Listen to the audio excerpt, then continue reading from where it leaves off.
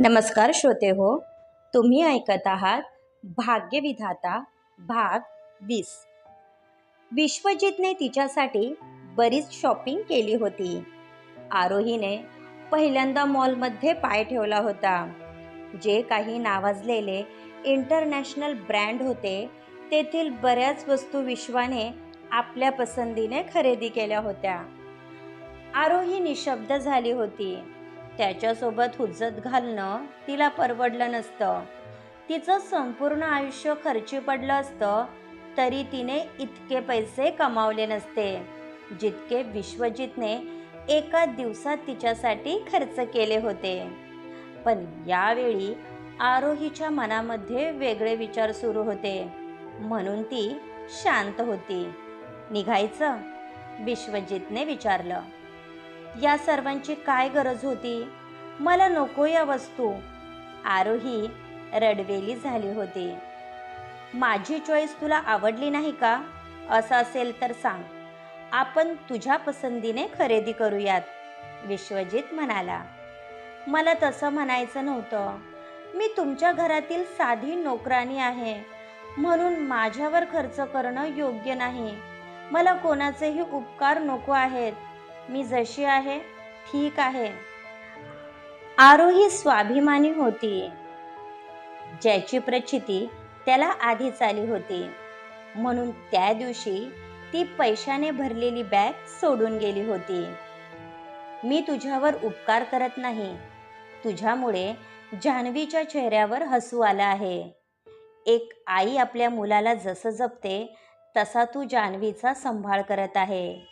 उलट तू आल्यापासून मला तिची चिंता राहिली नाही। आपल्या घरात बाकी नोकर आहेत, पण त्या पैशासाठी काम करतात, पण तू त्या सर्वांपेक्षा वेगळी आहे, म्हणून माझं पण तुझ्याप्रती काहीतरी कर्तव्य आहे, विश्वजितने सांगितलं। यापुढे तिला बोलण्यासारखं काहीही नव्हतं। त्याने स्वतः तिच्यासाठी कारचा फ्रंट साईड डोअर ओपन केला। विश्वजित प्रमाणापेक्षा जास्त चांगुलपणा दाखवत आहे हे त्याच्या वागण्यातून दिसत होतं, म्हणून याचं कारण तिला शोधून काढायचं होतं। बरेच दिवस झाले मी माझ्या फ्रेंडला भेटली नाही। तुम्ही मला ड्रॉप करा, मी एकटी घरी येईल।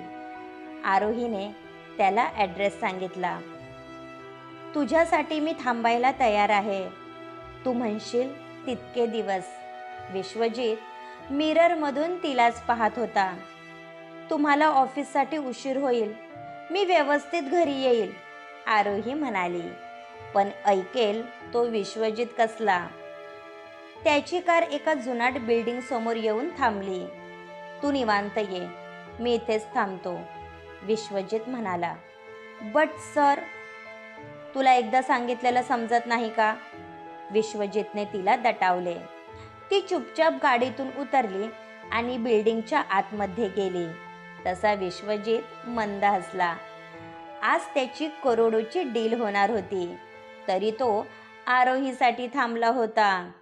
तिचा सहवास लाख मोलाचा होता, म्हणून हा क्षण त्याला गमवायचा नव्हता। विश्वजितच्या सिक्युरिटीसाठी समशेरा दुसऱ्या गाडीतून आला होता। या बिल्डिंगमध्ये जया राहते हे त्याला माहीत होतं, पण आरोही इथं का आली असेल हे त्याला समजत नव्हतं। तिचे कोणी रिलेटिव्ह या बिल्डिंगमध्ये राहत असतील असं त्याला वाटलं, म्हणून त्याने जास्त लक्ष दिलं नाही। दरवाजावरची बेल वाजली।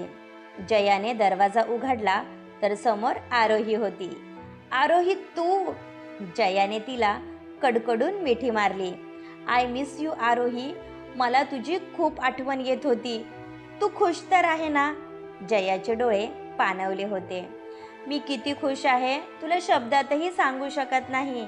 मी ज्या घरी काम करते ती माणसं खूप चांगली आहे, माझ्यावरून जीव ओवाळून टाकतात।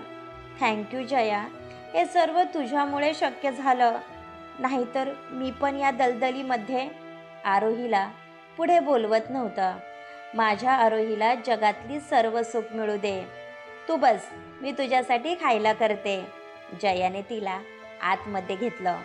मी पुन्हा केव्हा तरी येईल, मी सरांसोबत आली आहे. ते बाहेर माझी वाट पाहत आहे. उगाच माझ्यामुळे त्यांना उशीर होईल, आरोहीने सांगितलं.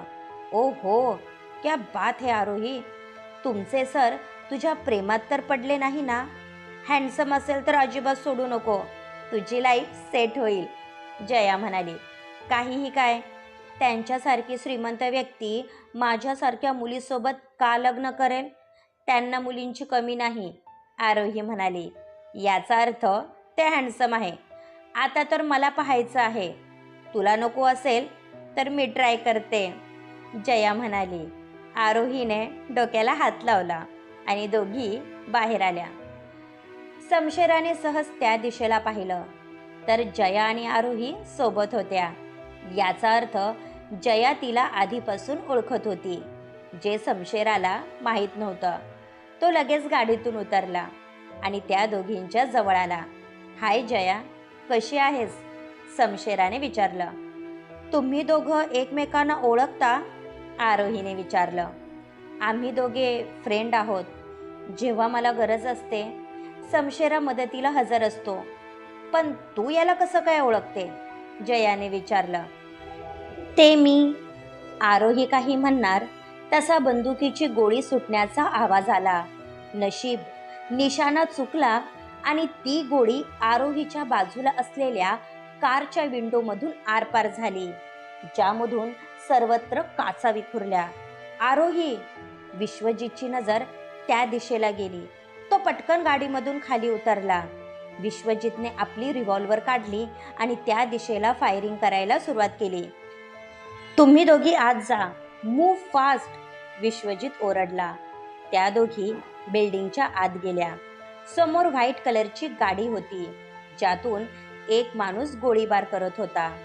शमशेर आणि विश्वजितने जबरदस्त फायरिंग करायला सुरुवात केली तसा तो माणूस गाडी घेऊन पळून गेला. शमशेरा, त्याला फॉलो कर, मला ती व्यक्ती हवी आहे, विश्वजितने ऑर्डर दिली. तसा शमशेरा पटकन गाडीत बसला आणि निघून गेला. हा गोळीबार नक्की कोणासाठी होता हे माहीत करून घेणे गरजेचे होते. झाल्या प्रकरणामुळे आरोही भेदरली होती. दोघी लॉबीमध्ये बसल्या होत्या. आर यू ओके आरोही? विश्वजितने तिचा चेहरा उंजळीत घेतला. तिच्या डोळ्यातलं पाणी त्याला असह्य करत होतं. तुम्ही शमशेराचे बॉस आहात ना? मग आरोहीला कसं काय ओळखता? आरोही कोणाजवळ काम करते हे जयाला माहीत नव्हतं. आरोही माझ्या बंगलोवर काम करते. आम्ही निघतो.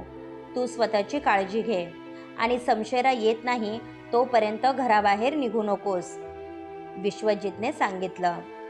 विश्वजितने आरोहीला प्रेमाने जवळ घेतलं आणि तिचा हात आपल्या हातात घट्ट पकडला. दोघेही निघून गेले. यावेळी जयाच्या चेहऱ्यावर स्मित झळकत होतं, कारण विश्वजितच्या डोळ्यामध्ये तिच्याविषयी असलेलं प्रेम ओतप्रोत भरलं होतं, जे तिच्या नजरेने हेरलं होतं. यापुढे तिला आरोहीची चिंता नव्हती. विश्वजित आरोहीला घेऊन घरी आला. त्यावेळी बाकी मेंबर इव्हेंट प्लॅन करत होते. विश्वजितने अजूनही तिचा हात हातामध्ये घेतला होता, जे पाहून त्रिशाच्या कपाळावर आठ्या पडल्या. तिने अमृताला इशारा केला. तिला पण हा प्रकार आवडला नव्हता. यावेळी तू घरी काय करत आहेस? तुझी इम्पॉर्टंट मीटिंग होती ना? राकेशने विचारलं. आम्ही मॉलमध्ये गेलो होतो. त्यावेळी छोटासा ॲक्सिडेंट झाला होता. आरोही घाबरली होती म्हणून तिला सोडवायला आलो होतो, विश्वजितने सांगितलं. आरोहीने पटकन त्याच्या हातातून हात सोडवला आणि आतमध्ये निघून गेली. आरोही घाबरलेली वाटत आहे. एव्हरीथिंग इज ओके ना? अमितने काळजीने विचारलं. माझ्यावर फायरिंग झाली होती म्हणून ती घाबरली आहे, विश्वजितने सांगितलं. व्हॉट? कोण होता तो? तुला काही झालं तर नाही ना? त्रिशाने विश्वजितला मिठी मारली. मला काहीही झालेलं नाही, विश्वजितने तिला स्वतःपासून दूर केलं आणि निघून गेला. या मुलाला स्वतःची थोडी सुद्धा काळजी नाही. आपले किती दुश्मन आहे हे माहीत असूनही हा विदाऊट सिक्युरिटी फिरत असतो. अमित, आपण या विषयावर DSP यांच्यासोबत बोलायला हवं, राकेश म्हणाले आणि दोघेही निघून गेले. पाहिलं त्रिशा, मी सांगितलं होतं ना, ही मुलगी दिसते तशी नाही. विश्वजितने किती प्रेमाने तिचा हात पकडला होता. त्याने कधी इतकी जवळीक तुझ्यासोबत साधली नाही. रीटा आगीत तेल ओतायचं काम करत होती. विश्वाची चॉईस डाऊन मार्केट आहे, पण तो कामवालीला पण सोडत नाही. हे पाहून मला त्याच्या स्टेटसची कीव वाटते. माझं त्याच्यावर प्रेम नसतं तर मी कधीच त्याला सोडून गेले असते. माझ्यासारख्या मुलीसोबत उभं राहण्याची पण त्याची लायकी नाही. त्रिशाला भयंकर राग आला होता. Calm down Trisha. श्रीमंत मुलांना प्रेमाच्या जाळ्यात ओढून मुलांना वेड लावणं आजकालच्या मुलींची फॅशन आहे. मी स्वतः याचा अनुभव घेतला आहे. म्हणून विश्वाला दोष देऊ नको. तुला जे सांगितलं आहे त्यावर फोकस कर. अमृताने तिची कान उघडणी केली. पण त्रिशा शांत बसणार नव्हती. तिला काहीही करून आरोहीची हकालपट्टी करायची होती. विश्वजितने आणलेल्या वस्तू आरोहीने जान्हवीला दाखवल्या, ज्यामध्ये उच्च प्रतीचे कॉस्मेटिक, सँडल्स, पर्स अशा बऱ्याच गोष्टी होत्या. ही खरेदी भाईंनी केली आहे, ते पण तुझ्यासाठी? जान्हवीचा विश्वास बसत नव्हता. मी नकार दिला होता, पण ते ऐकायला तयार नव्हते. मला या ब्रँडेड वस्तू कॅरी करता येणार नाही, आरोही रडवेली होत म्हणाली.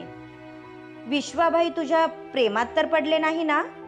जान्हवी तिच्याकडे संशयाने पाहत होती. काहीही काय, या विचाराने आरोही घाबरली होती. माझी काहीच हरकत नाही. तू माझी वहिनी झाली तर मला आनंद होईल, जान्हवी म्हणाली. या जगात माणुसकी नावाची गोष्ट असते, याची प्रचिती मला आली आहे. सरांचे मन मोठे आहे म्हणून त्यांनी माझी मदत केली, आणि या वस्तू माझ्यासाठी महागड्या असल्या तरी तुमच्यासाठी क्षुल्लक आहे, आरोही म्हणाली. तुला भाई आवडत असतील तर मला सांग, माझी काहीही हरकत नाही. तुम्हा दोघांचा जोडा अगदी शोभून दिसेल, जान्हवी म्हणाली. आणि त्रिशा टाळ्या वाजवत आत आली. तिने दोघींचं बोलणं ऐकलं होतं. विश्वाला मिळवण्यासाठी मी प्रयत्नांची पराकाष्ठा करत आहे, आणि तू या भिकार मुलीसोबत माझ्या विश्वाची बरोबरी करत आहे. अरे हो, मी तर विसरली होती. ही मुलगी घर सोडून गेली तर माझ्या बेबीचे डायपर कोण चेंज करणार? यासाठी तुला ही डाऊन मार्केट मुलगी वहिनी म्हणून हवी आहे ना? त्रिशा म्हणाली. तोंड सांभाळून बोल त्रिशा, तिला बोललेलं मी खपवून घेणार नाही. जान्हवीचा पारा चढला. त्रिशाचं लक्ष बेडवर ठेवलेल्या वस्तूंवर गेलं. ओ, म्हणजे माझा संशय खरा होता. ही शॉपिंग विश्वाने तुझ्यासाठी केली आहे ना? आजकाल फ्रीमध्ये काही मिळत नाही. मग या वस्तूच्या बदल्यात तू किती रात्र त्याच्यासोबत झोपली आहे सांग, त्रिशा म्हणाली. मी ऐकून घेते याचा अर्थ असा नाही तुम्ही मला वाटेल ते बोलाल. तुम्ही समजता तशी मी नाही.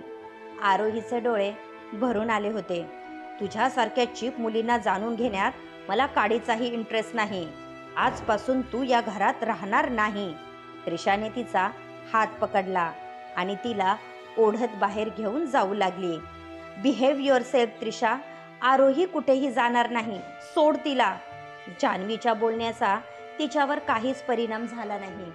त्या आवाजाने रीटा, राकेश, अमित आणि अमृता बाहेर आले. त्रिशा सोड तिला. अमित मध्ये पडले आणि त्यांनी त्रिशापासून आरोहीची सुटका केली. यावेळी ती मोठमोठ्याने रडत होती. या मुलीची घाणेरडी नजर माझ्या विश्वावर आहे. ही मुलगी या घरात राहणार नाही, नाहीतर मी हिचा जीव घेईल. त्रिशा तिच्या अंगावर धावून गेली. पुरे हा तमाशा. तुझ्या याच वागण्यामुळे विश्व तुझ्यापासून दुरावला आहे, अमित म्हणाले. तू एका कामवालीसाठी माझ्या मुलीचा इन्सल्ट करत आहे. या अशाच मुलींमुळे कितीतरी प्रपंच उद्ध्वस्त झाले आहे. मला वाटतं हिची आई पण अशीच असेल, अमृता म्हणाली, ज्याचं आरोहीला वाईट वाटलं. विश्वजितची घरी येण्याची वेळ होत आहे. आज जे झालं त्यातील काहीच त्याला समजता कामा नये. आणि त्रिशा बेटा, तू निश्चित राहा, विश्वा फक्त तुझा आहे. राकेश म्हणाले. त्रिशा पाय आपटत निघून गेली. तू ठीक आहेस ना बेटा? अमितने काळजीने विचारलं. यावेळी आरोही पूर्णपणे कोलमडून गेली होती. माझ्या मुलीच्या वागण्याचं वाईट वाटून घेऊ नको. विश्वाच्या बाबतीत ती पॉझिटिव्ह आहे, अमित म्हणाले. मी चुकीची अशी काहीच वागली नाही. माझ्या आईचे ते संस्कार नाही. त्या बिचारीने तिच्या आयुष्यात बरंच काही सहन केलं होतं, पण कधी कोणाचा प्रपंच उद्ध्वस्त केला नाही. त्यांनी माझ्या आईविषयी असं बोलायला नको होतं, आरोही म्हणाली. अमितला तिचं वाईट वाटत होतं. तुझं गाव कोणतं आणि तुझ्या आईवडिलांचं नाव काय आहे? अमितने विचारलं. आरोहीने डोळे पुसले आणि पुढे काही बोलणार तितक्यात विश्वा आला.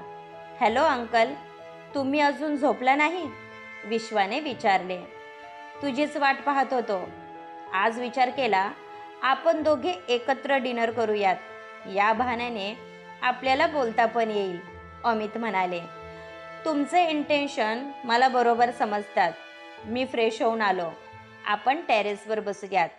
आरोही, अर्ध्या तासाने आमचं डिनर तिथेच घेऊन ये, विश्वजितने सांगितलं आणि निघून गेला. आरोही पण किचनमध्ये गेली. तिला पाहिल्यापासून अमितचं मन आपल्या भूतकाळामध्ये जात होतं. असं का, तेच त्यांना समजत नव्हतं. क्रमश पुढील भाग ऐकण्यासाठी आमच्या चॅनलला सबस्क्राईब करा. धन्यवाद.